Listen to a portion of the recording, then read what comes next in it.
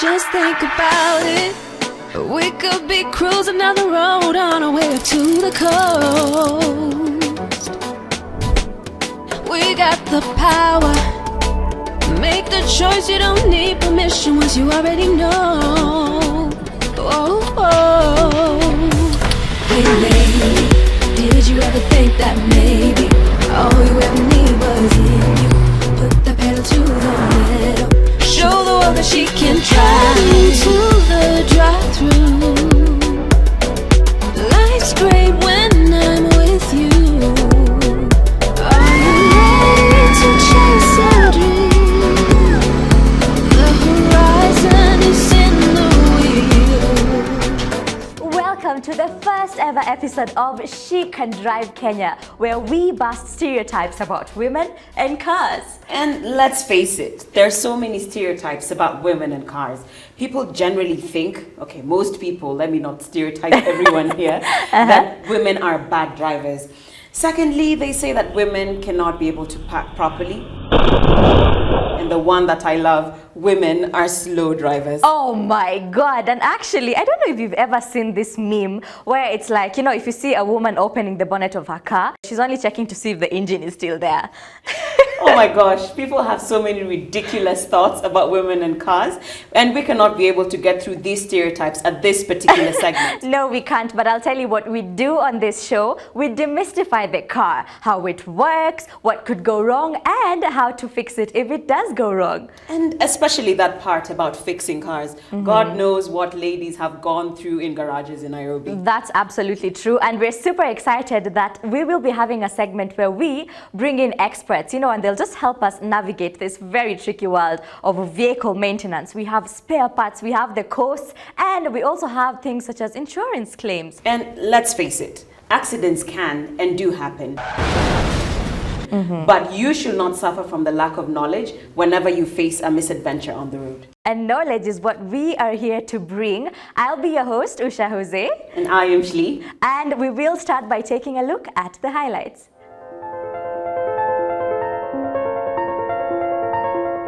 The first ever road trip in the world. Did you know that it was made by a woman? Just because of the praise that comes with driving a manual car, Yeah. you feel a bit, my ego is pumped up. Our very own Michelle takes us through a journey of two ladies and their love for cars. What would you like to see changed in the car? 5, which stands for the width. And finally, Shalom will tell us all we need to know about tires. 40, which is the aspect ratio.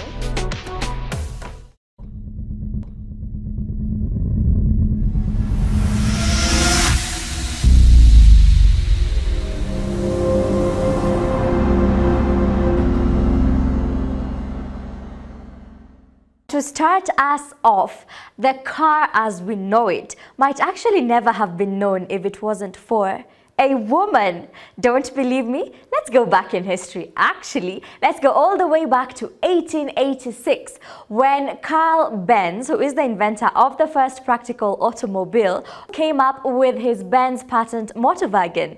Now, this brilliant engineer was actually very reluctant to showcase his invention to the world, but not Bertha Benz. Thank God for women.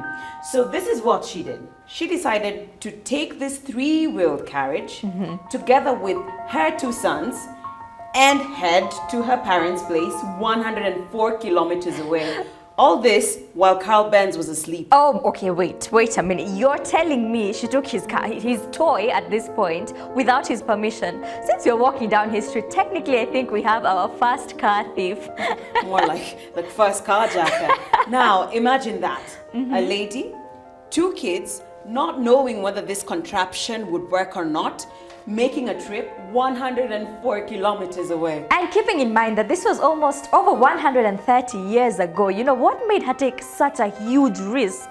I mean, with every invention, you need to test it out. So Bertha Benz needed to prove to Carl Benz that this contraption is actually commercially viable. So did it work? What happened? Well, there's not always a smooth sailing in good things. And Bertha Benz had to solve some technical problems along the way. The first thing she did is she stopped by a pharmacy where she bought a solvent called Ligroin that served as fuel for her car. All right. Then as well, her chain snapped. So she had to find a blacksmith who mended the chain. And then finally, the wooden brake pads that she had were not gripping as well as she intended. So she stopped by a cobbler and had the wooden pads lined with leather. This is actually where we got brake pads. All right, so this is literally a journey of milestones. We're having our first fueling station. We're also seeing our first ever brake pads. And from her experience, she came back with suggestions for Carl Benz. So what she suggested is maybe adding an additional gear to the car to help her to climb hills, or to help the car climb hills better. Right. And then finally, she also said the electrical wires should be insulated. Wait. You're telling me that Carl was actually just using naked wires?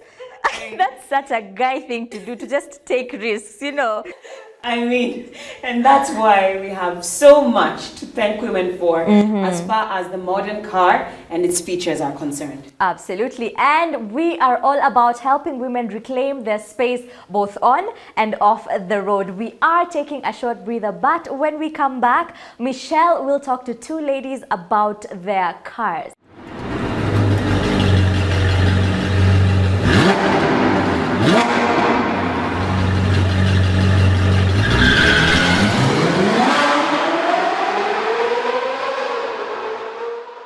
Women have come a long way from the days when car purchase decisions were dominated by the men in their lives, their brothers, their husbands, their boyfriends, etc. Nowadays, women have been empowered to make these decisions for themselves. In fact, over 80% of car purchase decisions are influenced by women. So here we're talking about the wives, the girlfriends, the sisters of today. We at She Can Drive Kenya are here to ensure that this key market segment is not underserved, is not ignored, and especially is not exploited. As we review these cars that women typically go for, watch out for the key factors they take into consideration so that you as a woman are better equipped with knowledge when you are looking to purchase a car or even maintaining the one that you own. On that note, let's have a chat with Millie about her 2011 Volkswagen Polo TSI.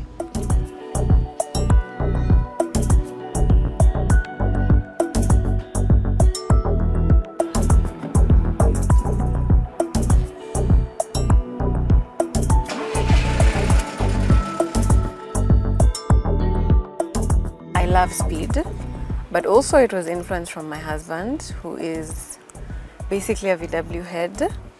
I wanted a car that was, or rather is, friendly in terms of fuel consumption, but also it being my first car, I had to look at so many other variables, like if I have to fix the car, will it cost me an arm and a leg? Right now, you have to look at all those simple and small variations, but I really wanted a VW because we also wanted to create a VW family, and I think VWs are really cool cars. They're German, yeah, but they're really cool cars.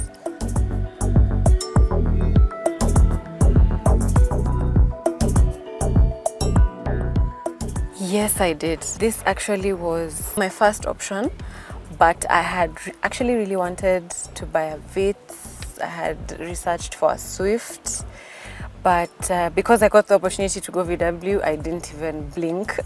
When I found this car, I knew that it was the one. But yes, you have to do your research. I don't think you can just choose one car and decide that it's that car. You'll have seen so many and pictured yourself in so many. Yeah, but I settled on this one.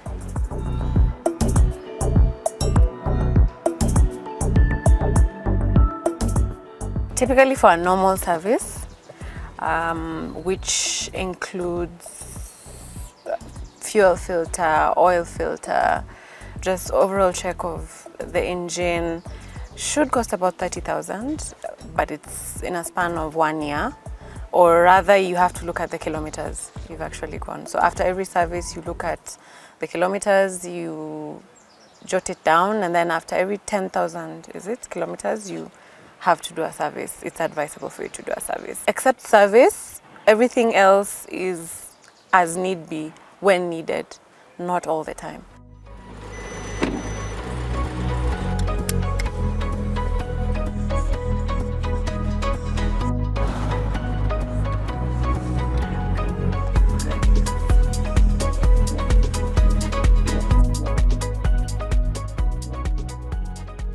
if you can drive in Nairobi, I feel like you can drive anywhere, because we have routes which just are filled with bullies. And I don't think it's just one specific route. It's like all routes plied by matatus are crazy. And especially when you roll your windows down and the person on the next car sees that it's a woman driving the car, they actually bully you intentionally. So yeah, just mind your own, drive well, and make sure that nobody bullies you, because I've been subject to it. I've actually had about 1 or 2 accidents with matatus, of course.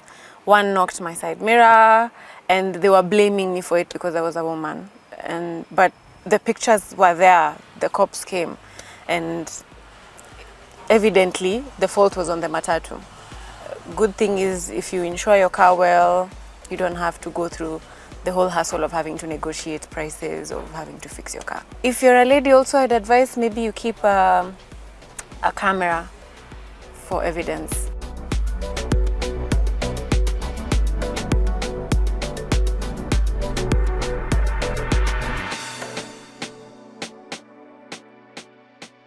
A car overall is an investment. If you want your car to serve you, you have to also take care of it. And I'd really say that a car is like a baby. Once it asks for something, please make sure you give it, because at the end of the day, sometimes your car is also a representation of how much you've taken care of it. Yeah, of course, having done your research and having known that you can be able to afford it, take care of your car, and it'll take care of you at the end of the day.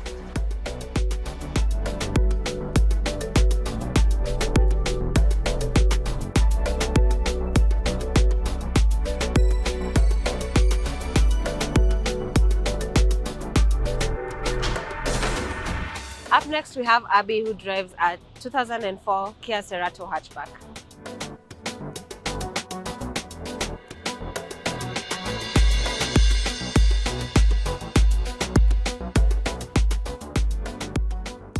Thank you for coming today. I just wanted to ask you a few questions about your car. Thank you. What were you looking for when you got this car?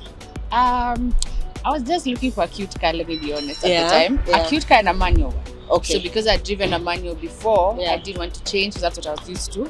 So I was particularly looking for manual because I felt like it's easier for me. How is a manual car easier? It's just because I got used to it. That's a fast car I'd driven. So for the longest time, it's the only thing I drove. So to tell me to go to an automatic, it felt almost unnatural. Okay. So that's why I picked a manual car. Okay. Yeah. Okay. Kia, first of all, is not a very well-known brand. So No. why Kia? To be honest, Susan, that I went for Kia. Okay. It's just because when I went to the show, the showground, Yeah.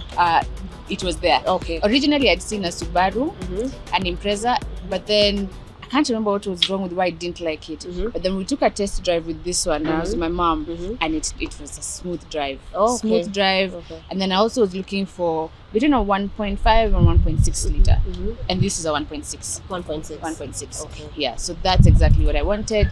Immediately I got it, I knew this is the one. Okay. Okay. Great. And you've had it for a while now. Since 2013, I think. Yeah. So it's a durable car. It's a durable car. Actually, yeah, it's a durable car. It's lasted me 8 years now. Okay. Going on 8 years. Oh wow, That's great. That's a long time. Through Yeah. campus, past that, Yeah. it's been a durable car. How would you classify the cost of maintaining this car? Is it fair? Is it expensive? Is it really expensive? Now that depends on your lanes. But generally, usually like you said that it's not a common car, especially Yes. this model, it's Yeah. a 204. Yes. I think I've only seen one other like Okay. this in the city. Okay. It's been expensive because parts are difficult to find. Okay. And I don't know many. In fact, we've looked around. I think we've only found 2 dealers for Kia parts outside the showroom. Even Particularly the for dealership this- themselves. Yeah, particularly for this For this model, car. it's been a trick. So what we do now is usually we have to import. Okay. Yeah, so I usually have to import the parts, and that takes a while.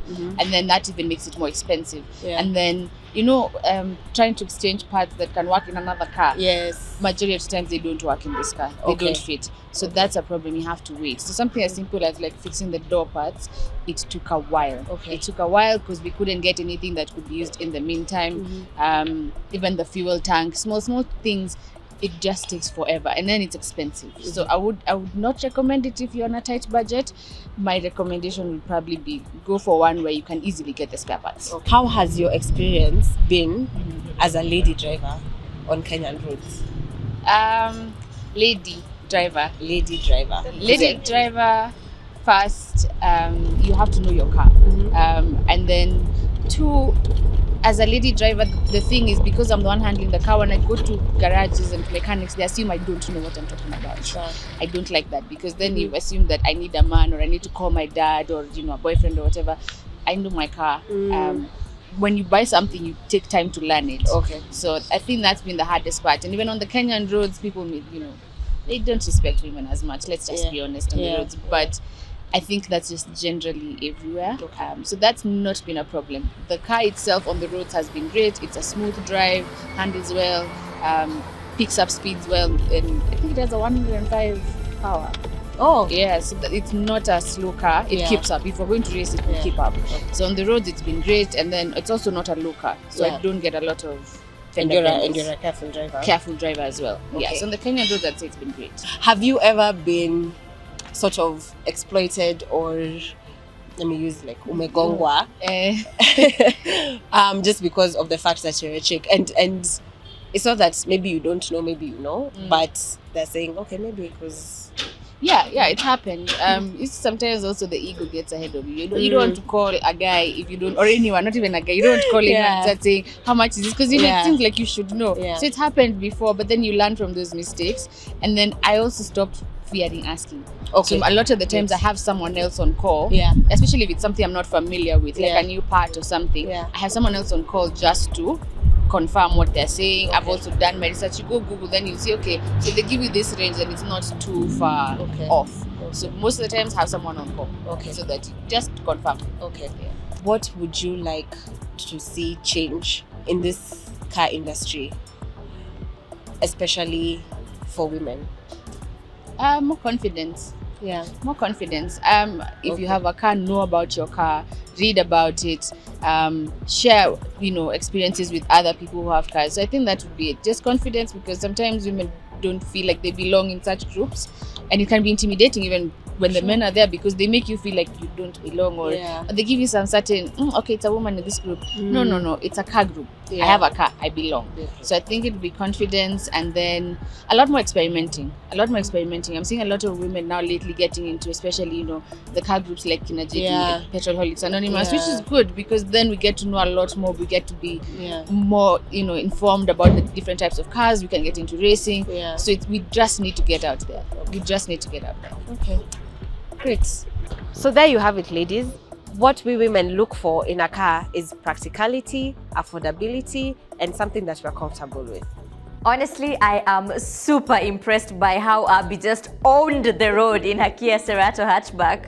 A confident, self-assured lady indeed. Millie as well was in tune with her Volkswagen Polo TSI. Right. She said, taking care of her car is like taking care of a baby. And I really loved the advice that both ladies gave to first car time owners.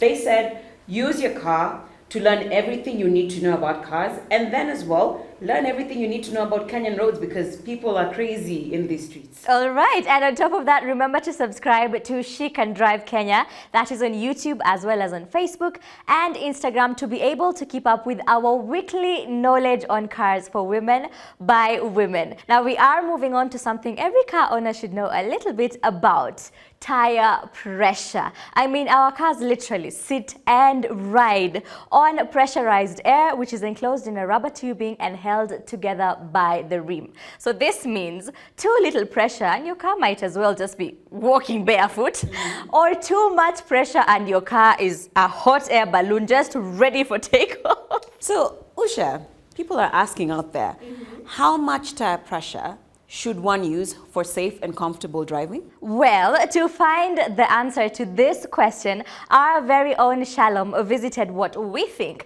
is the best and most customer-friendly auto fitment shop in Hurlingham and got these answers.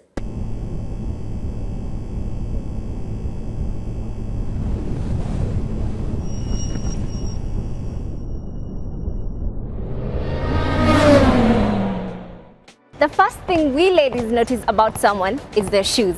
The type and the condition of your footwear tells us a lot about yourself. The same goes for your car tires.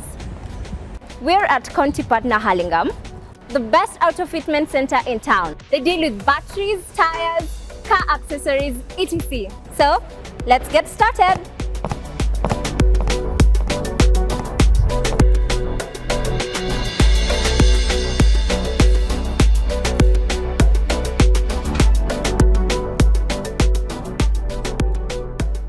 Today we'll talk about everything tires, like what's the recommended size of tire for your car and what are the numbers on the sidewall of the tire.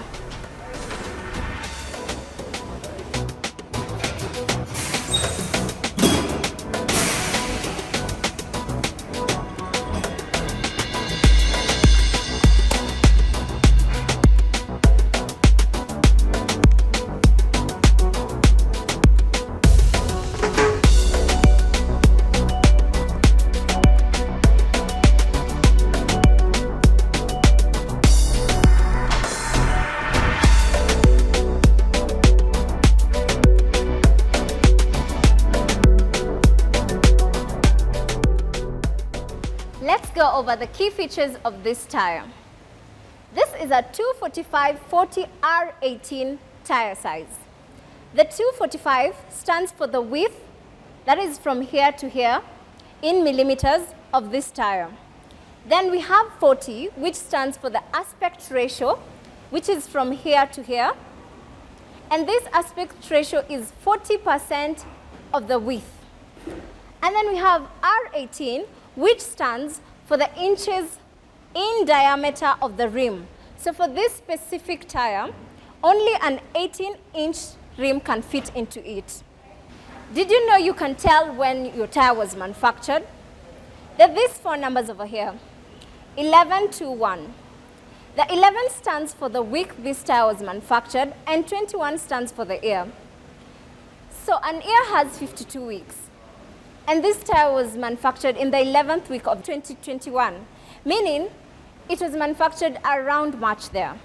This tire is made by Continental from Germany. It is recommended for German vehicles, but can be used for any other car. When you get this tire, you are assured of premium quality. You can get this tire from any Conti Patna outlet. Driving on underinflated tires is dangerous and increases the likelihood of causing an accident. They affect road handling, making it harder to take corners safely. They also increase your braking distance and reduce the amount of tire in contact with the road. This is especially dangerous on wet roads as you're more likely to skid. A car running on underinflated tires also uses more fuel. Overinflation, on the other hand, causes your tires to blow out like a balloon and only the middle section touches the road.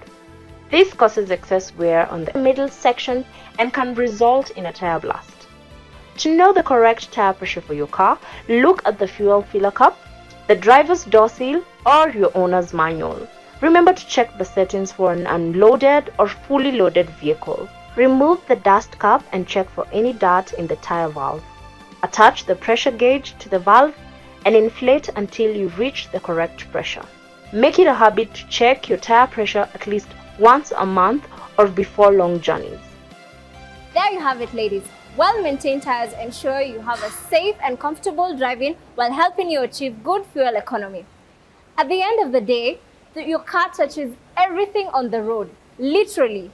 So ensure you take care of them and they'll take care of you.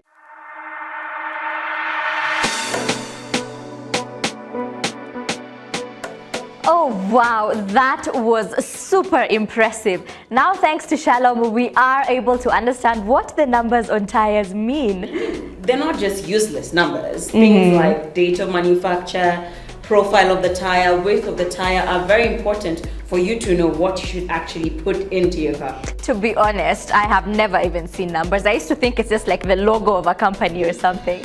But something else that really impressed me was how neat and, just well organized Conti Patna was. I think as a lady, you feel comfortable taking your car there for some TLC because, it's a place where you can relax and chill. Have you ever been to those places? You're just like, hey, jigas, Will I survive? hey, carjackers, you have to have an eye, on your car the whole time. I totally agree. Like, we ladies love clean places, friendly staff, and knowing that we are getting the value for our money. Absolutely. Now we have unpacked a lot in today's episode, but I just want to give our viewers a little tidbit of what's coming up next week. So I'm glad you preempted that because next week we're going to be talking about minor service. That time of the month, ladies, I know what you mean, where you need to change your plugs, change the filters, change the oils in order to ensure that your car is running optimally. So join us next week where we will dissect what exactly this means for your car and for you, your pocket. And we will also be having a little head-to-head between Toyota's latest RAV4 and Mazda CX-5. We'll be looking at their different technologies just to give you a better view of, what decision you should make or what car you should go for. Well, that's it for Chic and Drive Kenya. Please be sure to tune in next time, next week. All right. That's it for us. Bye. Just think about it. We could be cruising down the road on our way up to the coast. We got the power. Make the choice, you don't need permission once you already know. Oh, oh.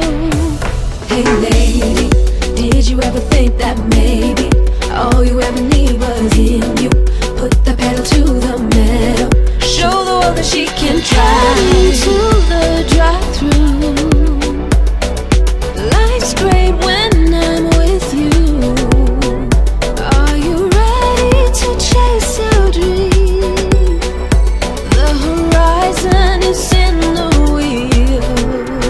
Full speed ahead, we're ready to chase our dreams. Once the green light says go,